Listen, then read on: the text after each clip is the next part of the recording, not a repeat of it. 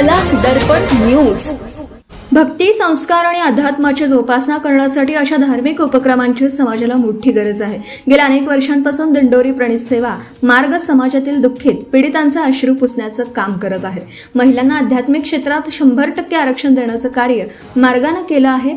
अधिक मासात आयोजित केलेल्या विविध आध्यात्मिक सेवांमध्ये सहभागी होण्याचं आवाहन करताना अधिक मासातील आध्यात्मिक सेवांचं पुण्य पदरात पाडून घ्या असे आवाहन गुरुपुत्र चंद्रकांत दादा मोरे यांनी केलं।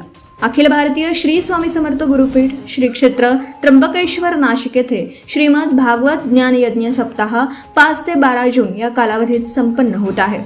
या धार्मिक सोहळ्याच्या प्रचार प्रसारानिमित्त येथील पद्मप्रताप मल्टीपर्पज हॉल येथे गुरुपुत्र चंद्रकांत दादा मोरे यांच्या प्रमुख उपस्थितीत कार्यक्रम उत्साहात संपन्न झाला।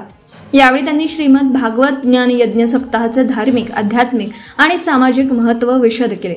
मुलांवर योग्य संस्कार, विवाह समस्या, व्यसनमुक्ती, ग्राम अभियान यांचा सखोल उल्लेखही केला। दरम्यान इचलकरंजी येथील दिंडोरी प्रणित श्री स्वामी समर्थ सेवा केंद्र नदीवेस नाका येथे आमदार राहुल आवाडे, महापौर उदय धतुंडे, उपमहापौर अनिल डाळ्या, शिवसेना जिल्हाप्रमुख रवींद्र माने यांच्यासह मान्यवरांच्या उपस्थितीत विविध विकास कामांचे उद्घाटन करण्यात आले। तसेच मंगळवार पेठ मधुबन सोसायटी येथील सेवा केंद्रांना भेटी देण्यात आल्या। कार्यक्रमास इचलकरंजी सेवा केंद्र प्रमुख रमेश शिरगुरे यांच्यासह मान्यवर मंडळी, सेवेकरी, भाविक मोठ्या संख्येने उपस्थित होते। Subscribe now and press the bell icon. Never miss an update.